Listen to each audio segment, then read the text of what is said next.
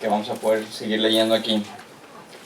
El título, el gran mensaje, no porque lo esté dando yo, sino por la palabra de Dios que nos va a hablar en esta mañana, su mensaje del Evangelio. Dice así en 2 de Reyes capítulo 7, en algunas Biblias el título dice: Eliseo predice abundancia de pan. Y dice así: entonces Eliseo dijo: oíd la palabra del Señor. Así dice el Señor: mañana, como a esta hora, en la puerta de Samaria, una medida de flor de harina se venderá a un siclo, y 2 medidas de cebada a un siclo. Y el oficial real, en cuyo brazo se apoyaba el rey, respondió al hombre de Dios y dijo: mira, aunque el Señor hiciera ventanas en los cielos, ¿podría suceder tal cosa? Entonces Eliseo dijo: he aquí, tú lo verás con tus propios ojos, pero no comerás de ello.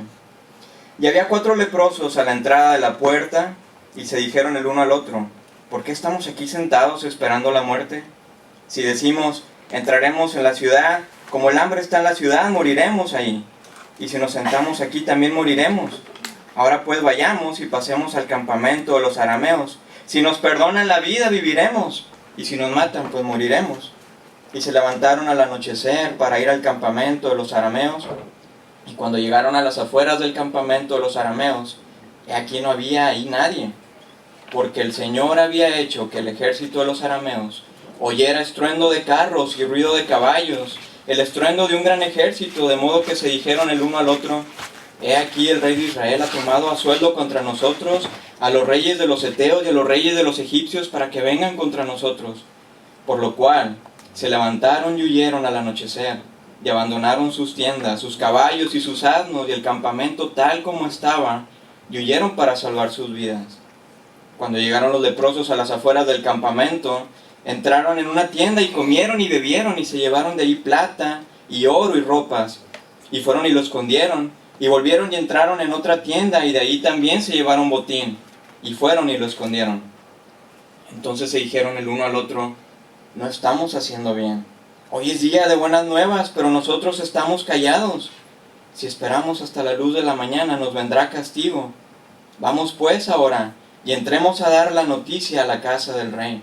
Y fueron y llamaron a los porteros de la puerta de la ciudad, y les informaron diciendo: fuimos al campamento de los arameos, y aquí que no había ahí nadie, ni siquiera voz de hombre, solamente los caballos atados, también los asnos atados y las tiendas intactas. Y los porteros de la puerta llamaron y lo anunciaron dentro de la casa del rey. Entonces el rey se levantó de noche y dijo a sus siervos: ahora os diré lo que los arameos nos han hecho. Saben que estamos hambrientos, por lo tanto han salido del campamento para esconderse en el campo, diciendo: cuando salgan de la ciudad los tomaremos vivos y entraremos en la ciudad. Y uno de sus siervos respondió y dijo: deja que algunos hombres tomen 5 de los caballos que quedan, de los que quedan en la ciudad. He aquí ya que le sucederá como a toda la multitud de Israel que queda en la ciudad, como a toda la multitud de Israel que ya ha perecido. He aquí vamos a enviarlos y veamos. Entonces tomaron 2 carros con caballos, y el rey los envió en pos del ejército de los arameos, diciendo: id y ved.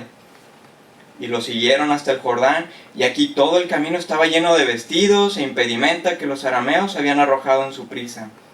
Entonces los mensajeros volvieron e informaron al rey, y el pueblo salió y saqueó el campamento de los arameos.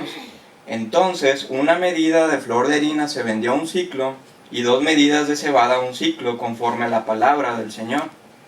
Y el rey puso a cargo de la puerta al oficial real en cuyo brazo se apoyaba, pero el pueblo lo atropelló a la puerta y murió, tal como había dicho el hombre de Dios, el cual habló cuando el rey descendió a él. Aconteció tal como el hombre de Dios había hablado al rey cuando dijo: mañana a estas horas a la puerta de Samaria serán vendidas 2 medidas de cebada a un siclo y 1 medida de flor de harina a un siclo. Y el oficial real había respondido al hombre de Dios diciendo: mira, aunque el Señor hiciera ventanas en los cielos, ¿podría suceder tal cosa? Y Eliseo dijo: he aquí, tú lo verás con tus propios ojos, pero no comerás de ello. Y así sucedió, porque el pueblo lo atropelló a la puerta y murió. Esta es la palabra de Dios. Cuando supimos, Jesús y yo, que veníamos a España, tal vez a lo mejor hemos platicado un poquito nuestra historia. Nos fuimos de México a Estados Unidos para yo estudiar teología, misiones, y nuestra idea era volver a México, pero Dios cambió todos nuestros planes y supimos que veníamos a España. Entonces estábamos muy emocionados y seguimos emocionados todavía de estar aquí entre ustedes, en ahora lo que es nuestro país. Ya tenemos un hijo malagueño, Boquerón, Raúl. Entonces ahora amamos mucho este país.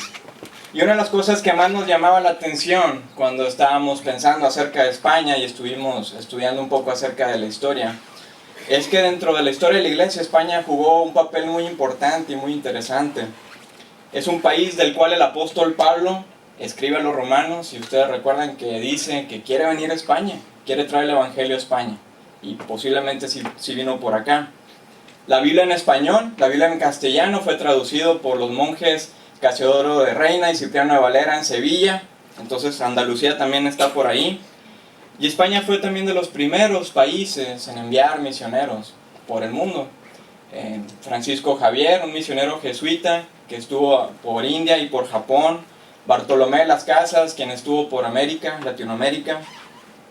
Entonces todavía también España en el Antiguo Testamento tiene un papel interesante. En los libros de Isaías y en el libro de Jonás, si ustedes recuerdan el pueblo de Tarsis, en el cual Jonás quería huir de la voluntad de Dios. Bueno, Tarsis era el famoso puerto fenicio, el cual se localizaba en lo que ahora es el sur de España. Entonces, un fervor religioso en España. España figura dentro de la iglesia, sin embargo, en esta época moderna, este fervor religioso ha disminuido considerablemente. Hay una encuesta interesante, gracias David por pasármela. Es una encuesta que la realizó la Universidad Complutense de Madrid, entonces podemos pensar que es objetivamente. Esta encuesta se llama, es un nombre muy largo, Segunda encuesta sobre opiniones y actitudes de los españoles ante la dimensión cotidiana de la religiosidad y su gestión pública.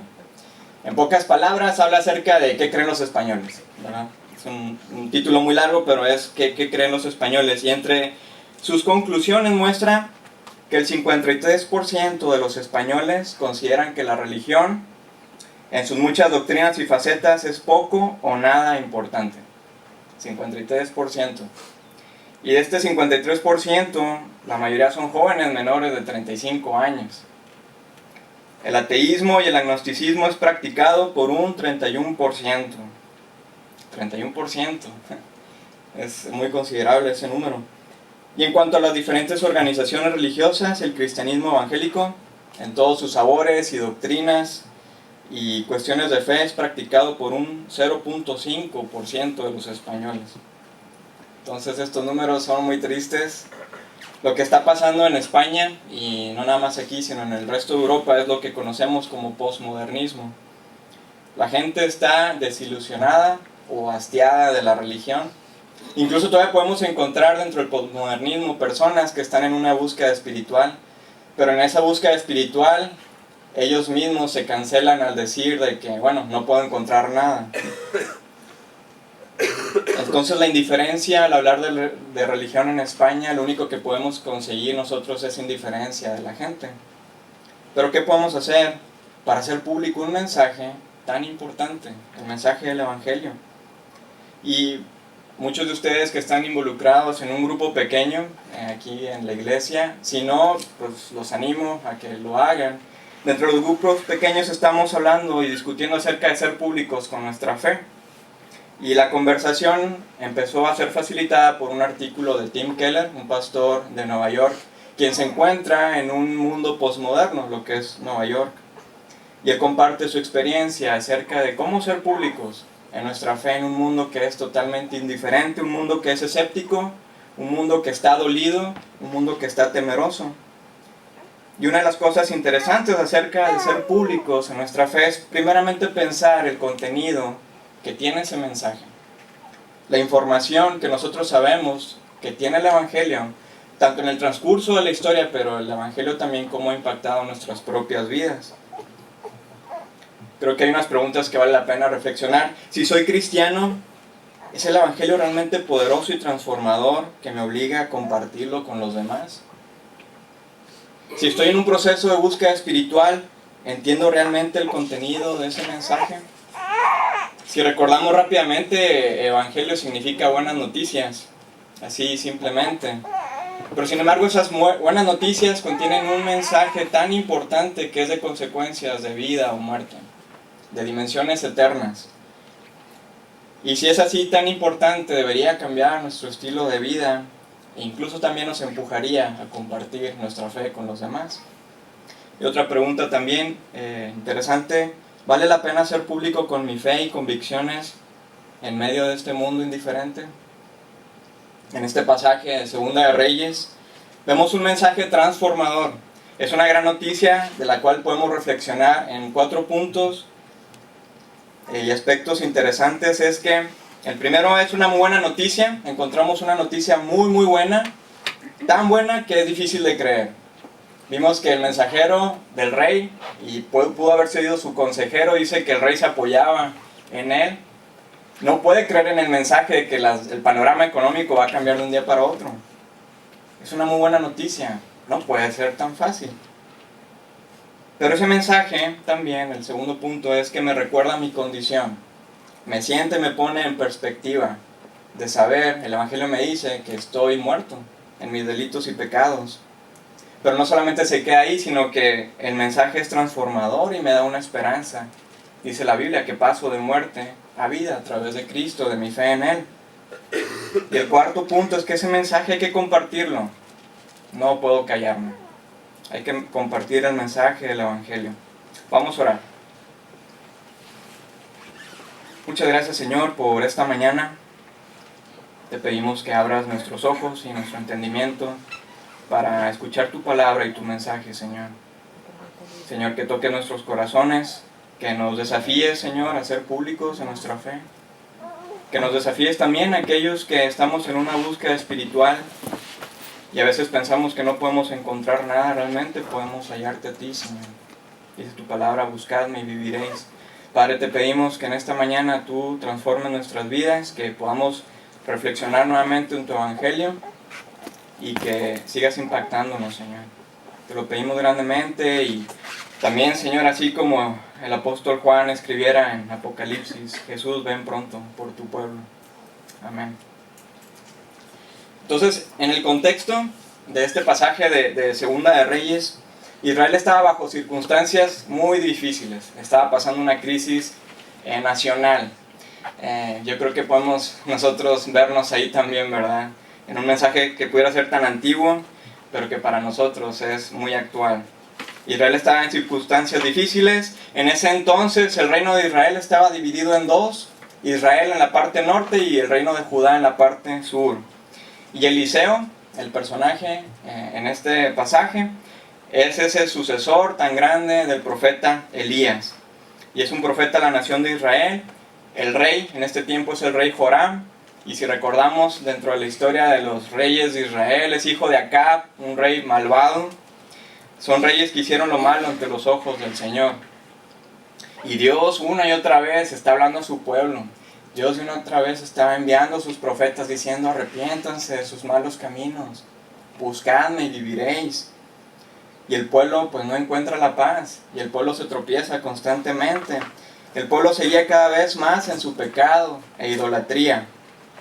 Y debido a este pecado la nación de Israel no prosperaba, de acuerdo al plan de Dios tan grande que encontramos desde Génesis. Entonces Israel estaba pasando momentos de una crisis tan intensa.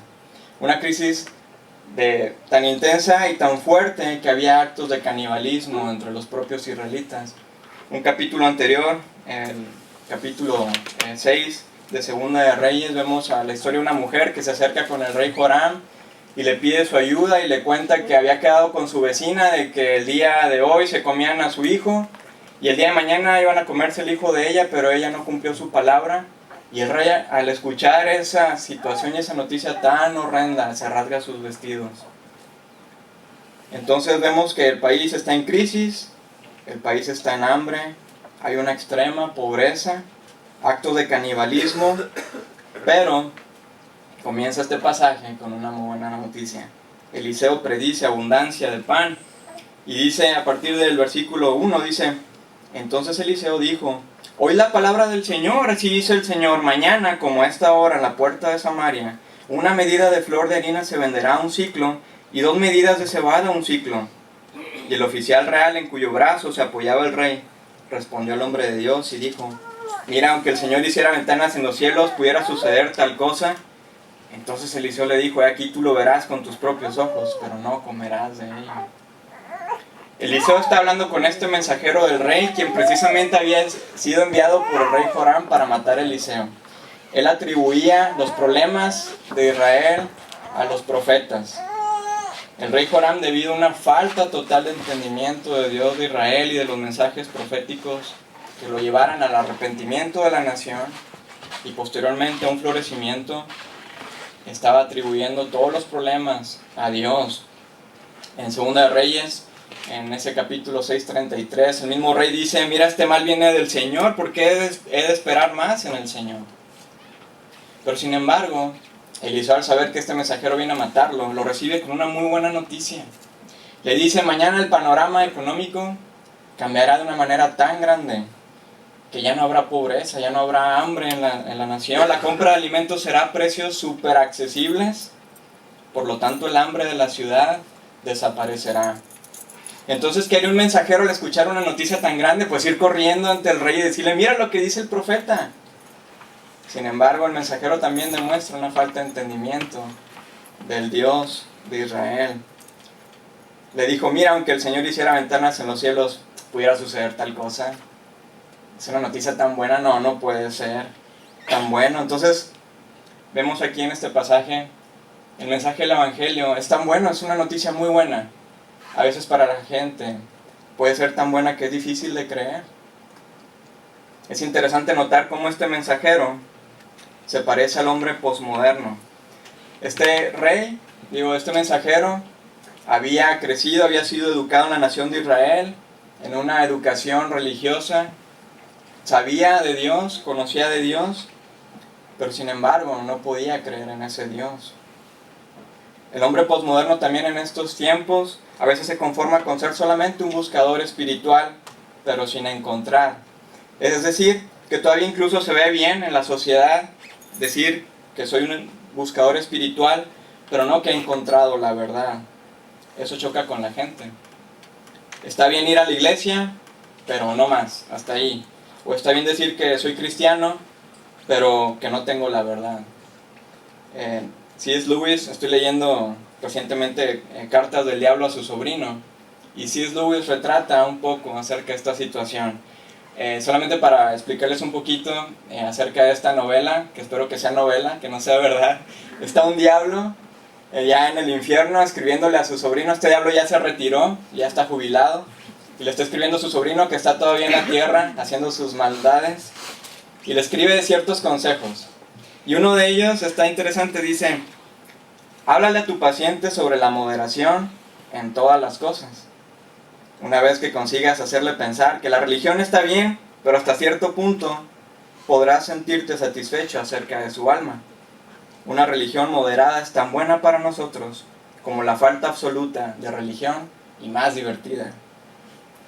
Entonces, en esta sociedad está bien buscar, pero no encontrar. Y ese pensamiento diluye en gran manera el mensaje del Evangelio. El Evangelio realmente es buscar y encontrar. Vemos en el profeta Amós, capítulo 5, 3 veces Dios a través de Amós le dice al pueblo: buscadme y viviréis. Busquen a Dios y vivirán. 3 veces le dice lo mismo. Claramente esto no es el sentido arminiano, ¿verdad?, de que uno da el primer paso de fe, sino es Dios claramente. Pero Dios mismo nos invita a buscarle. Entonces este mensaje es tan bueno que no puede creerse. Otros 2 capítulos más atrás de lo que estamos viendo, si recuerdan la historia de Naamán, ese capitán del ejército arameo, tiene un problema de lepra, y el rey de Damasco le dice: bueno, pues ve a la nación de Israel, creo que ahí hay un profeta, y va a buscar sanidad en la nación de Israel. Eliseo le dice que su lepra se curará si se sumerge 7 veces en el río Jordán. Y Naamán, en su enojo, dice: no puede ser, o sea, tantos ríos hay en Siria, que cómo tengo que sumergirme en el río de Israel. Es un mensaje tan bueno para él que no puede creerlo. Él tal vez estaba esperando que Eliseo hiciera un conjuro, o dijera hocus pocus, o lo enviara a una colina muy alta y esté ayunando. Pero sin embargo le dice algo muy sencillo: sumérgete 7 veces y quedarás limpio. Entonces Naamán está enojado y molesto por esta noticia, pero lo interesante es que uno de los criados lo hace entrar en razón. Le dice: Padre mío, si el profeta te hubiera dicho que hicieras alguna gran cosa, ¿no lo hubieras hecho? Si el profeta te dijera que caminaras sobre carbones encendidos, ¿no lo harías con tal de salvarte? Si el profeta te dijera que estuvieras en ayuno por 40 días, ¿no lo harías? ¿Cuánto más cuando te dice: lávate y quedarás limpio? Así que el mensaje de Eliseo a este mensajero habla de una muy buena noticia, pero que es difícil de creer. El mensaje del Evangelio de nuestro Señor Jesucristo es sencillo, solo nos basta con creer. Dijo Pablo al carcelero, ¿verdad? En Filipos: cree en el Señor Jesucristo y serás salvo. Jesús hizo la obra salvadora tan grande, muy grande, que solamente a nosotros nos corresponde creer. Este mensaje del Evangelio me recuerda a mi condición y me pone en perspectiva. Sigue la narrativa en el versículo 3 y dice: y había 4 leprosos a la entrada de la puerta, y se dijeron el uno al otro: ¿por qué estamos aquí sentados esperando la muerte? Si decimos: vamos a entrar en la ciudad, como el hambre está en la ciudad, moriremos ahí, y si nos sentamos aquí también moriremos. Ahora pues vayamos y pasemos al campamento de los arameos. Si nos perdonan la vida, viviremos, y si nos matan, pues moriremos. Debido a las leyes de pureza entre la nación de Israel, todas las personas que tuvieran problemas con su piel, sea éczema o lepra, no podían entrar en la ciudad, estaban totalmente excluidos de la ciudad. Y tristemente, por esa situación, nunca se aplicaba misericordia a ellos. Realmente las leyes de pureza de Dios iban más allá. Pero bueno, los fariseos en los tiempos de Jesús no aplicaban tampoco misericordia a los leprosos. Y es interesante, haciendo un paréntesis, cómo Jesús tiene varios encuentros con leprosos en los cuales los ama y los sana. Entonces aquí estos 4 leprosos están sentenciados a muerte. No tienen nada que ver con la ciudad. Están excluidos totalmente. Son unos muertos vivientes. Estaban en un sentido muertos para la sociedad y para ellos mismos. Pero los 4 tuvieron una epifanía. Se les prendió el foco. Se dieron cuenta de su condición tan miserable.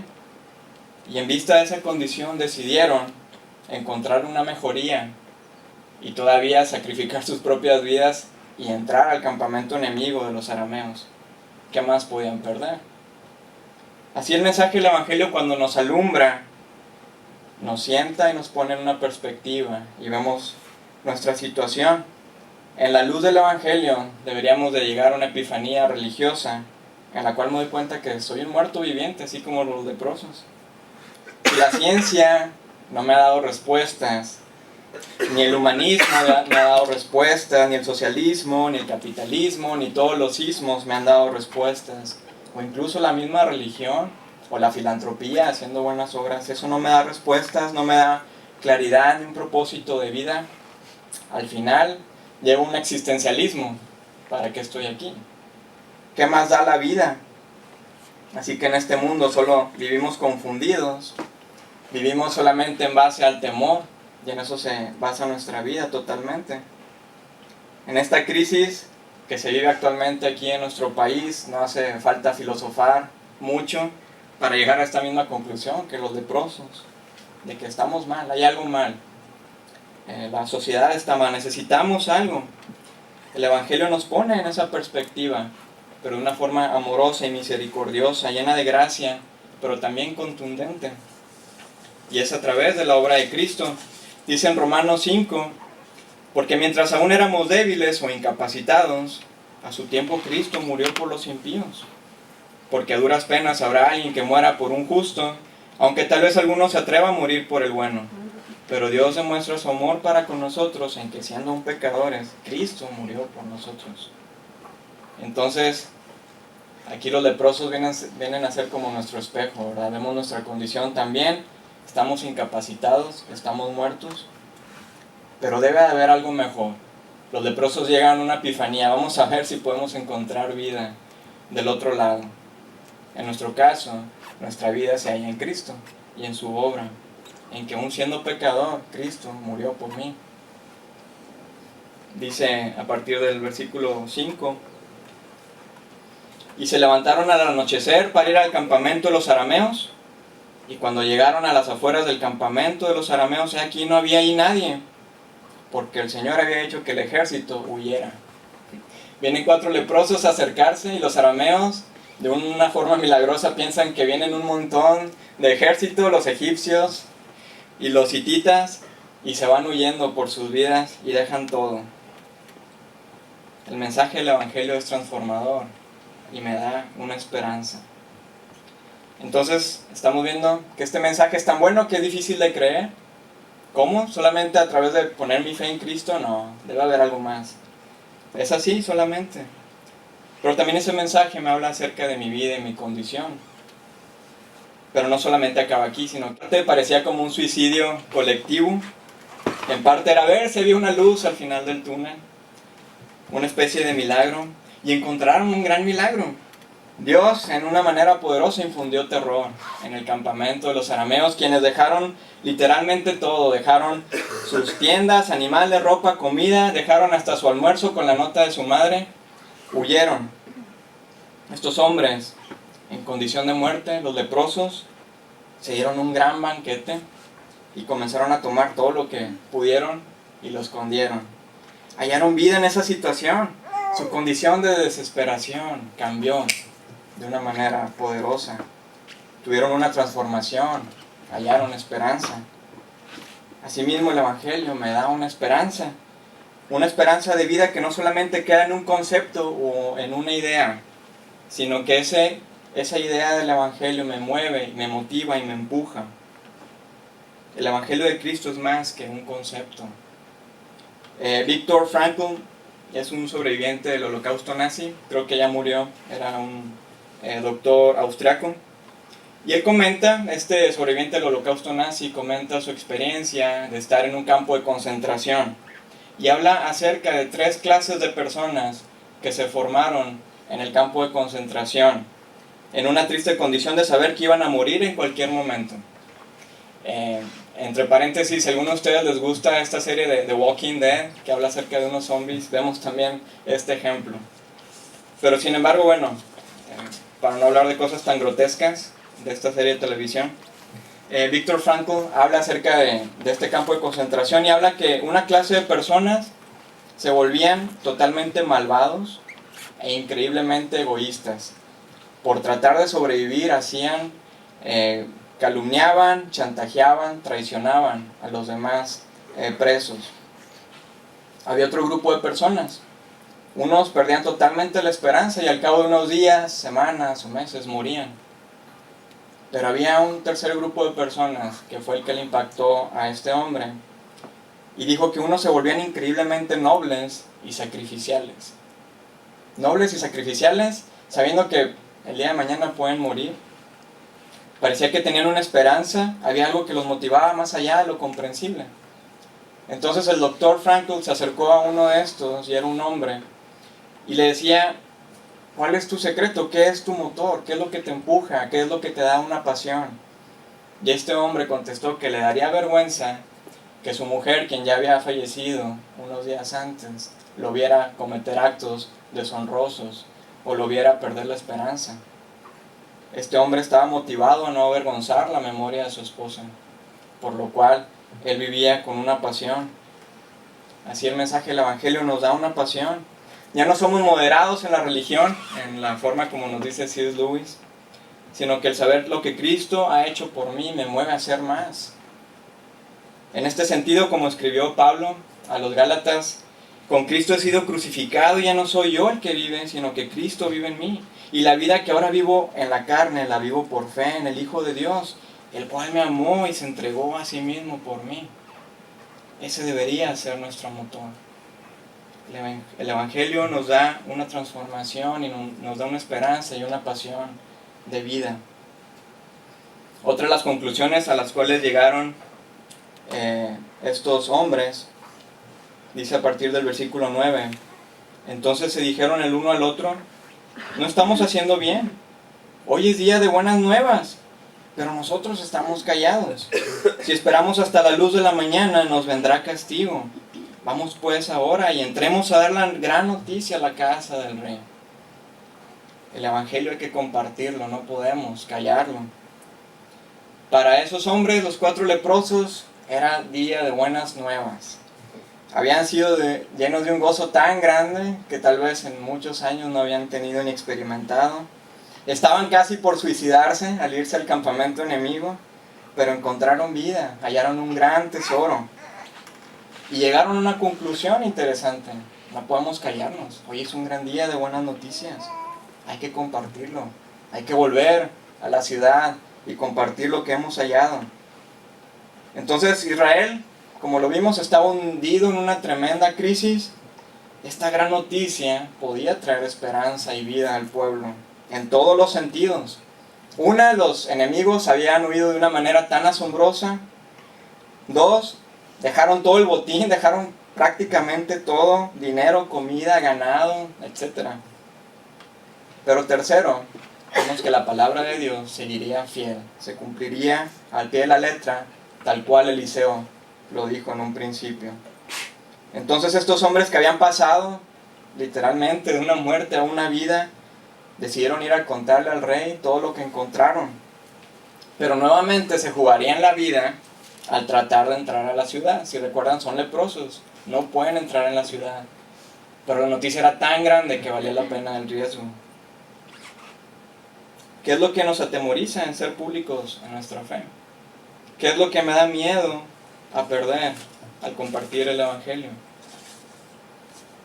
Hay un cómico y un mago que en lo personal me gusta mucho, reconocido en Las Vegas, se llama Penn Jillette, y bueno, tiene un espectáculo con otra persona y se llama Penn y Teller. Lo interesante de este mago es que es un ateo expreso, incluso ha tenido varias series de televisión en las cuales él ataca a la religión organizada. Pero en uno de sus videos, lo pueden encontrar en YouTube, él comenta un testimonio muy interesante. Un hombre ateo dice que después de un espectáculo, siempre la gente se acerca a pedirle autógrafos y decirle qué bueno estuvo el show. Pero sin embargo, entre la gente se acercó un hombre y le entregó una Biblia, una versión de los Gedeones, las que encontramos a veces en los hoteles, una versión pequeñita. Pero lo que le impactó a Penn, más que el que este hombre le entregara la Biblia, fue la honestidad y la amabilidad con la cual se acercó este hombre. Penn ya había tenido muchos encuentros con cristianos y encuentros pues un poco desagradables, lamentablemente. Pero Penn, al estar hablando en este video, fue conmovido por la sinceridad de este hombre, quien él reconocía el ateísmo de él, pero sin embargo le dijo que le diera una oportunidad al evangelio y por eso le daba la Biblia. Entonces en este video, Penn alaba a este hombre que tuvo esa osadía de ir a hablar con él, entregarle una Biblia, pero aparte ver su honestidad y aparte ver que este hombre es conmovido por un mensaje que habla acerca del cielo y del infierno y de la condición de la gente sin Dios. Le compartió la Biblia a él siendo ateo. Entonces, un ateo invitándonos a ser públicos, un ateo que nos está desafiando. Aquí tenemos unos leprosos que nos desafían a no callar. Dice más adelante el versículo 12. Entonces el rey se levantó de noche y dijo a sus siervos: ahora os diré lo que los arameos nos han hecho.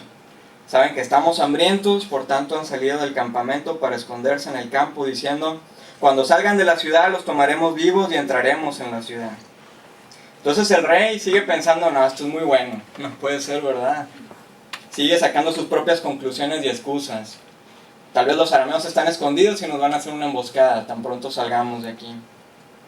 Pero algo interesante pasa. Dice más adelante que uno de sus siervos respondió y dijo: deja que algunos hombres tomen 5 de los caballos que quedan, de los que quedan en la ciudad. He aquí, ya que le sucederá como a toda la multitud de Israel que queda en la ciudad, aquí vamos a enviarlos y veamos. El siervo trata de apelar a la razón del rey y le dice: ¿qué más podemos perder? Vamos a tomar los únicos 5 caballos que nos quedan y vamos a ver qué hay. Simplemente vayamos y veamos. El rey entra en razón, y les dice: ok, vayan y vean, id y ved. en una situación similar. Si recordamos en Juan, tenemos a Felipe, quien fue impactado por Jesús, por el mensaje del Salvador. Va a buscar a su amigo Natanael y le dice: hemos hallado al Mesías, de aquel de quien hablan las Escrituras. Y Natanael le dice: no, esto es demasiado bueno para ser verdad. Pero sin embargo Felipe, en vez de condenarlo o en vez de machacarlo u obligarlo, apela con cortesía y le dice: solo ven y ve. Ir y ver involucra un trabajo de probar, de reflexionar, y un trabajo que involucra tiempo. Es lo que nuestros amigos necesitan, es lo que nuestros familiares en búsqueda de una búsqueda espiritual necesitan. Es una invitación de ir y ver, como le dijo Felipe a Natanael: solo ve y ve, solo ve y prueba. Dios nos hace esa misma invitación, probar y ver que el Señor es bueno. Dios mismo diciéndonos: pruébame y vas a ver las bondades que en mí hay. Los españoles en medio de esta crisis también necesitan esta misma invitación: solamente prueba y ve. Es probar y reflexionar. Y aquí tenemos un epílogo en la historia. Dice a partir del versículo 16: y el pueblo salió y saqueó el campamento de los arameos. Entonces una medida de flor de harina se vendió a un siclo y 2 medidas de cebada a un siclo, conforme a la palabra del Señor. Y el rey puso a cargo de la puerta al oficial real en cuyo brazo se apoyaba, pero el pueblo lo atropelló a la puerta y murió, tal como había dicho el hombre de Dios, el cual habló cuando el rey descendió a él. Aconteció tal como el hombre de Dios había hablado al rey cuando dijo: mañana a estas horas a la puerta de Samaria serán vendidas 2 medidas de cebada a un siclo y 1 medida de flor de harina a un siclo. Y el oficial real había respondido al hombre de Dios diciendo: mira, aunque el Señor hiciera ventanas en los cielos, podía suceder tal cosa. Y Eliseo dijo: aquí tú lo verás con tus propios ojos, pero no comerás de ello. Y así sucedió, porque el pueblo lo atropelló a la puerta y murió. Entonces es el epílogo, la conclusión de esta historia. Es interesante que se repite 2 veces el escenario que vimos en el versículo 1. Estamos viendo cómo el autor de esta carta nos está haciendo un énfasis en esta narrativa, de que la palabra de Dios se cumple al pie de la letra y no ha dejado de cumplirse. Entonces el pueblo fue y encontró. Fueron y hallaron. Saquearon el campamento y se cumplió lo que Eliseo había profetizado. El pueblo salió con tal euforia, estaban en crisis y en hambre, salen con una tal euforia que atropellan a este mensajero del rey y mueren.